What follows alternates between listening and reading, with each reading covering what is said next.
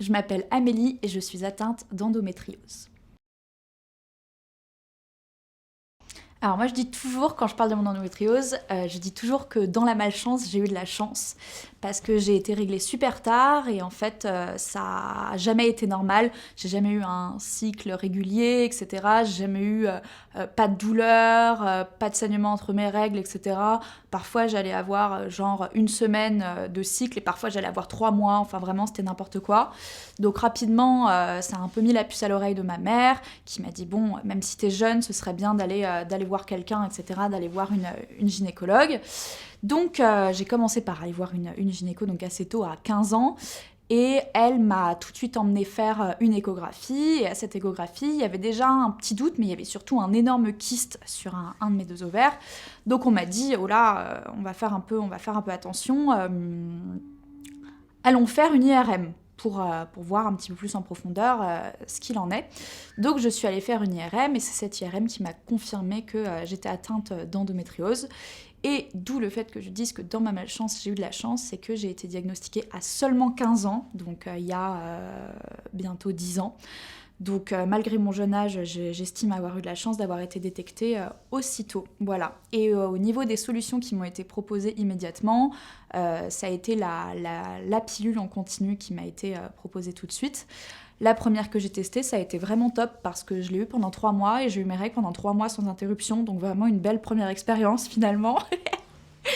Donc du coup, j'ai eu cette première pilule pendant 3 mois qui m'a donc provoqué des règles pendant 3 mois, surtout du mois de juin au mois de septembre. Donc vraiment, c'était une belle période pour avoir ça, c'était vraiment super. Et donc ça, c'était en 2014. Et de 2014 à 2021, j'ai enchaîné les pilules en continu ou pas, de plein de types différents, avec plein de dosages différents. Certaines étaient remboursées, d'autres non. J'en ai testé beaucoup des différentes. Et à chaque fois, malheureusement, des effets secondaires divers et variés. J'ai tout eu, c'est-à-dire que souvent les effets secondaires d'une pilule, ça fait la taille d'une couverture de survie. Moi, j'ai vraiment coché toutes les cases avec toutes les pilules différentes. J'en ai une par exemple qui m'a fait prendre 12 kilos en 3 semaines. J'en ai certaines qui m'ont recouvert le visage de boutons, d'autres qui me donnaient des douleurs qui étaient absolument monstrueuses.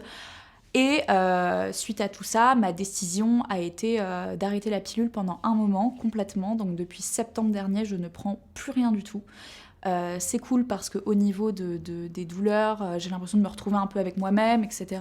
De retrouver ma vraie personnalité, ma vraie libido, mon vrai corps, etc. J'ai reperdu du poids, j'ai retrouvé mon corps d'avant, donc ça fait super bizarre.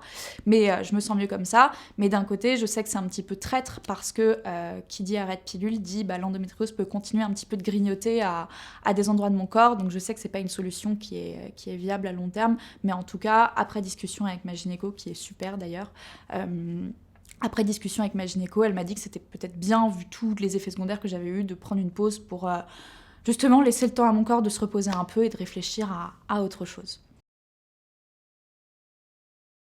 Alors, franchement, par rapport à tout ce que j'avais eu, c'est largement supportable, ce qui est très étonnant, et je m'en félicite, mon petit corps, qui a très vite repris un cycle au final complètement hyper carré, vraiment. C'est 5 jours de règles, un petit peu comme une personne classique qui aurait rien du tout. Je crève 3 jours après, 3 jours avant et je crève 2 jours pendant, donc j'ai vraiment 5 jours qui sont hyper compliqués.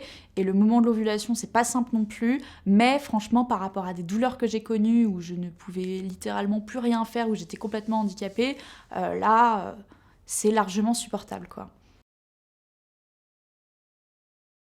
Je peux aller bosser, ouais. Après, justement, le travail, c'est une autre question qui est assez intéressante, je trouve, parce que se pose toujours la question de est-ce que t'en parles aux gens avec qui tu bosses ou pas. Ou moi, je me suis retrouvée, par exemple, dans des situations, alors j'étais plus jeune, mais dans des situations où je me retrouvais trop dans le mal au bureau, en pleine réunion, avoir une putain d'hémorragie, un truc comme ça, et être complètement bloquée à pas pouvoir en parler. Et donc là, de mes dernières expériences, j'essaye toujours de le dire au début, que voilà, j'ai ça, c'est pas non plus quelque chose qui m'handicape tous les jours de ma vie, mais ça peut arriver qu'un jour, effectivement, je doive rentrer chez moi, travailler un petit peu moins, etc. Et pour l'instant, je suis toujours tombée sur des personnes qui étaient super bienveillantes, donc pour ça, c'est vraiment super.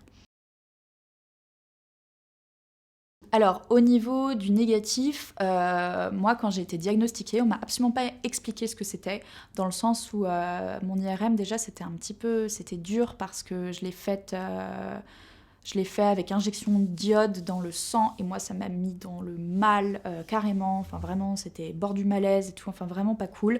Et on m'a dit que j'avais de l'endométriose, on m'a pas expliqué ce que c'était, on m'a pas expliqué vraiment rien, je me suis vraiment documentée toute seule. On m'a dit à l'époque, bon bah voilà, c'est la pilule en continu, t'es dans ta merde et on te laisse là-dedans un peu solo. Donc clairement ma documentation je l'ai faite toute seule. Et en fait, j'étais chez la gynéco de famille classique et j'ai une pilule donc, qui m'a fait prendre énormément de poids et en plus qui m'a fait plein d'autres effets secondaires qui n'étaient pas très cool. Et un jour, je vais la voir, mais cette pilule, très important, cette pilule me calmait pas mal les douleurs. Donc un jour, je vais la voir et je lui dis voilà, bah ça fait 6 mois que je prends ça, j'ai pris beaucoup de poids, mais niveau douleur, j'arrive à retrouver une vie qui est à peu près normale, donc c'est pas si grave d'avoir pris du poids pour moi. Et elle me dit ah, va falloir faire attention parce que le moindre écart, ça va directement dans les hanches. Et moi, j'étais là, genre, ok, bon bah on va aller chez quelqu'un d'autre en fait. Et elle avait une remplaçante que j'avais vue une fois et je l'ai contactée et elle avait changé de cabinet et je l'ai complètement suivie. Et elle est vraiment top, super à l'écoute, sans être complètement larmoyante, sans être complètement affolée, mais elle est à l'écoute de tous les symptômes. On peut parler vraiment hyper librement, donc là-dessus c'est super.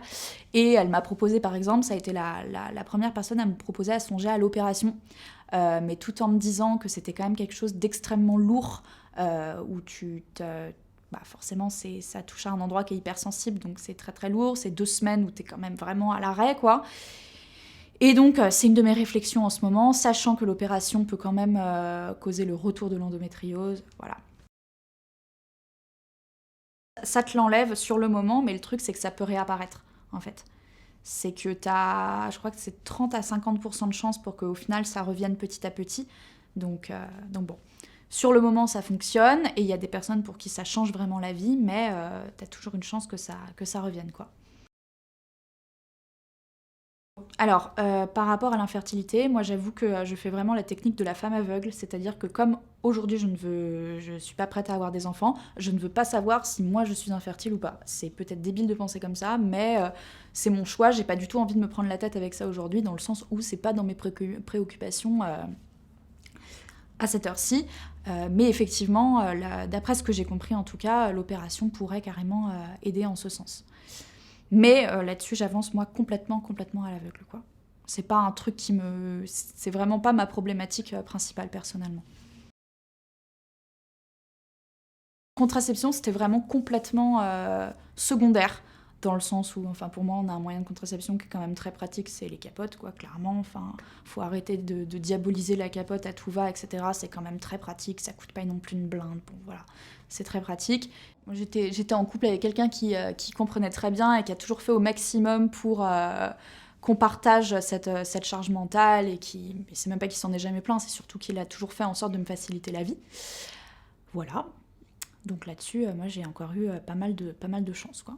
La problématique est très liée à l'endométriose, qui est outre toi, le manque d'informations que tu as toi personnellement, c'est le manque d'informations de ton entourage, de tes potes, surtout des adultes, parce que je trouve que dans nos âges, la jeunesse, c'est vrai qu'on est quand même assez sensibilisé et assez bienveillant, mais de la part des adultes, bon bah les classiques, non mais Amélie, t'as pas pris du poids à cause de la pilule, c'est parce que tu manges comme un gros porc, non mais Amélie, tout le monde a mal pendant ses règles, etc. Pas de ma famille et de mes amis proches, heureusement, mais je m'y suis aussi confrontée dans la vie, quoi. Non, la plupart du temps, c'était complètement peine perdue. Dans le sens où, en plus, l'endométriose, c'est quelque chose qui est quand même assez compliqué à expliquer. C'est vrai, physiologiquement, c'est difficile à comprendre, c'est difficile à imaginer, etc. Dans le sens où c'est en plus une maladie qui est évolutive au fur et à mesure du temps. Donc c'est assez compliqué, mais ouais, encore une fois, j'ai eu la chance, moi, dans mon entourage très proche, d'être toujours hyper bien accompagnée, hyper bien entendue, et voilà. Ça, on me l'a découvert il y a pas longtemps, le SOPK, parce qu'en fait, là, comment je suis suivie, en gros, je fais un IRM tous les 3 4 ans pour voir l'évolution de la maladie ou une échographie, ça dépend, mais les échographies, moi, c'est assez éprouvant, enfin, ça fait très mal, quoi.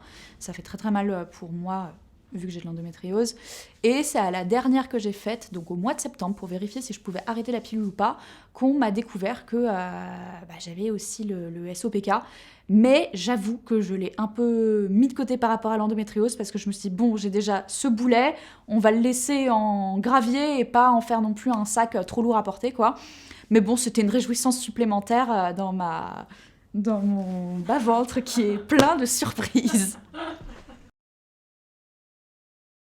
Elle était un peu dans la même optique que moi, en mode, bon, ma pauvre, c'est relou, c'est un truc supplémentaire, mais à côté de l'endométriose, c'est pas, c'est moins grave. Donc, ne te prends pas la tête avec ça. Encore une fois, c'est quelque chose qui peut pas forcément être vraiment traité, etc. Donc, concentre-toi, si tu as à te concentrer, sur l'endométriose et le reste, bon. De toute manière, tu vis avec depuis le début, donc... Il y a beaucoup de choses que j'ai jamais essayées parce que j'avoue que... alors maintenant, encore une fois, ça va mieux, mais il y a eu vraiment des années, des périodes de plusieurs mois où j'avais pas un jour sans que je sois par terre, quoi. Où j'avais très peur de me lancer dans un traitement, de me lancer dans un truc qui allait me prendre du temps et de l'énergie et que ça fonctionne pas. J'avais peur que moi, émotionnellement, j'arrive pas du tout à gérer ce décalage entre les deux. Dans les choses que j'ai testées, pendant un moment où c'était vraiment l'enfer, j'ai fait de l'ostéopathie un petit peu, qui était vraiment dédiée à ça. Et ça a marché un petit temps, mais malheureusement, on en vient au problème de ça coûte quand même très cher. Ça coûte quand même très cher. Je sais qu'il y a aussi des solutions par impulsion électrique super douce, etc. Livia, ce genre de choses. Pareil, c'est des trucs qui coûtent extrêmement cher, donc moi, j'avoue que prendre le risque que ça ne fonctionne pas du tout, ça me fait un peu flipper. Et après, tout ce qui est médecine douce, naturopathie, CBD, etc., j'ai encore jamais testé. Et why not? En vrai, why not? Mais c'est juste que j'ai pas encore passé le pas, quoi. Après, ma gynéco, elle est pas non plus trop... Enfin, c'est juste qu'effectivement, ces solutions-là, elle m'en parle moins. Elle, c'est plus des techniques, voilà, les techniques classiques du chaud, de la position, etc. Position, voilà, vous m'avez compris, qui peuvent calmer les douleurs. Mais sinon, elle a beaucoup moins abordé ces questions-là. Alors, au niveau gynéco, j'ai quand même toujours eu une bonne part à ma charge, même si la mienne n'est pas horriblement chère, j'ai quand même eu toujours une bonne part à ma charge. Maintenant, ça va parce que j'y vais une fois par an ou 2 fois par an, donc ça va. Mais quand j'y allais une fois toutes les 6 semaines, 8 semaines, là, c'était un peu plus compliqué. J'ai eu aussi les IRM et les échographies qui étaient pareils, remboursés absolument pas à 100%, où il y avait une bonne part qui restait. J'ai aussi eu des petits trucs annexes, ça j'en ai pas parlé, c'est que j'ai eu la joyeuse nouvelle d'avoir un jour une poche de sang qui était bloquée dans l'utérus. Et donc là, niveau douleur, c'était incroyable parce que ce truc agissait complètement sur mon humeur. Mais c'était terrible. Enfin, c'est incroyable, je trouve, le lien qu'il y avait entre les deux. Et donc j'ai dû me la faire retirer. D'ailleurs, ça, important. Je sais plus comment ça s'appelle, mais c'était en gros le mot est horrible, un curetage de l'utérus. C'est tout simplement la plus grosse douleur que je n'ai jamais connue de toute mon existence. C'est-à-dire qu'en fait, on te gratte l'intérieur de l'utérus quoi, pour te l'enlever. Et en fait, on est des femmes, donc les anesthésies pour ce genre de choses, ça n'existe pas. Il n'y a que la péridurale. Donc voilà. Donc je ne la souhaite pas à mon pire ennemi. C'est la plus grosse douleur que j'ai jamais connue. Donc de 1, tu douilles, de 2, à la fin, tu raques. Donc vraiment, c'était la double peine. Et je me disais, quand j'y étais, alors déjà, t'es toujours dans des positions où t'es vulnérable à fond. Et je me disais, j'étais en chiale littéralement, je me disais, mais depuis quand j'avais pas pleuré de douleur, mais vraiment comme un bébé, quoi. Mais elle m'avait prévenue, parce que de toute façon, sur le siège, à ma gauche, il y avait une boîte de mouchoirs, à ma droite, il y avait une boîte de mouchoirs, donc à terre, je le savais, enfin, c'est normal. Donc j'avais eu cette joyeuse expérience aussi, où là, je me suis dit, ça avait coûté très cher. Et encore une fois, une part remboursée qui était à moitié aux 2 tiers, quoi, grosso modo, à peu près comme tout. Mais ouais, donc effectivement, après j'ai eu la chance que mes parents assurent mes arrières, où moi, pendant toute cette période, j'étais étudiante. Maintenant, ce sera à ma charge, mais mes parents étaient derrière. Et aussi, autre chose de très important, c'est que j'ai eu beaucoup de pilules qui n'étaient pas remboursées. qui n'étaient pas remboursées. Et quelque chose qui était complètement ahurissant à mon sens, c'est que j'ai eu des pilules dont le prix variait d'une pharmacie à une autre, mais qui variait tout simplement du simple au triple, quoi. Où à un endroit, ça allait être 25 € et à un endroit B, ça allait être 65, quoi. Et ça, je ne comprends même pas comment c'est légal et possible, quoi. L'approvisionnement, je me souviens pendant le Covid, pendant le premier confinement, où du coup j'avais une pilule, j'ai toujours eu des pilules du coup un peu chelou, vu qu'au bout d'un moment j'en avais testé 500 000, fallait bien me trouver les fonds de tiroir, quoi. Et je me souviens un jour où on s'était fait mais genre 3-4 pharmacies qui s'appelaient les unes les autres, t'en as pas, gna gna gna, on s'était retrouvés à Perpète, je sais plus où, alors là la limite du kilomètre, mais elle était loin loin loin, et pour me retrouver à payer mais je sais plus combien pour avoir ma petite boîte magique, quoi. Mais encore une fois, bon, je suis plus dans la tranche, enfin je vais bientôt plus l'être, donc je t'avoue que je sais pas du tout si c'est toutes les pilules ou si c'est comme on met les capotes remboursables et que c'est un type de capote d'une certaine marque, quoi.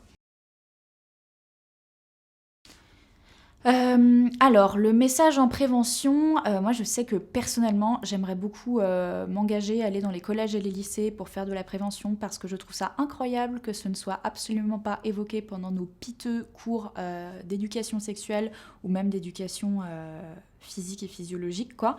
Où on n'a aucune sensibilisation à ça. Bon, alors encore une fois, moi c'était il y a un moment, peut-être que ça a changé depuis, même si j'ai des gros doutes. Mais je veux dire que l'endométriose, c'est une maladie qui, à mon sens, ce qui est cool, c'est que c'est simple d'être alerté par certains symptômes. Où tu as quand même le classique très forte douleur de règles, douleur entre les règles, cycle pas régulier, douleur pendant les rapports sexuels, douleur en allant aux toilettes, tout ce genre de choses. C'est des signes qui sont quand même assez parlants. Et malgré ça, même je vois encore autour de moi aujourd'hui, où moi je fais vraiment mon petit bonhomme de chemin à essayer de sensibiliser tout le monde, en mode « meuf, t'as ça, t'as ça, t'as ça, t'as ça, je ne veux pas te faire paniquer, mais juste fais la démarche, quoi ».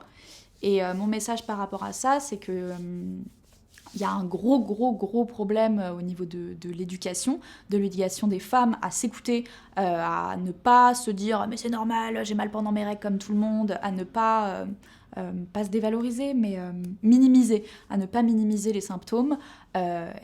Il y a aussi une grosse sensibilisation à faire, malheureusement. Moi, encore une fois, j'ai eu de la chance à ce niveau-là, mais de la part des mecs, de la part des mecs à être bienveillants, je devrais même pas le dire, mais à être patient, à savoir quoi faire, à savoir aussi expliquer ce que c'est. Moi, je sais que tous mes potes mecs, c'est pas juste je leur dis j'ai de l'endométriose, je leur dis bah voilà, j'ai ça, voilà ce que c'est, pour que eux, à leur tour, ils puissent semer leur petite graine, etc. Donc ouais, pour moi, vraiment, ça devrait... on devrait avoir de la prévention dès le collège et remettre un coup au lycée, quoi. Parce que je me dis aussi, effectivement, malheureusement, c'est une maladie qui aujourd'hui n'a pas de traitement et qui peut-être n'en aura jamais. Mais si au moins tout le monde peut être super bienveillant, ou toutes les femmes se sentent en confiance pour en parler, que ce soit dans le perso ou dans le pro. Et puis forcément, si tout le monde est au courant et si tout le monde commence à mettre la pression, le corps médical, ça bougera aussi en ce sens. Donc, mais ça m'a l'air un petit peu en bonne voie avec ce qui est sorti là ces dernières semaines.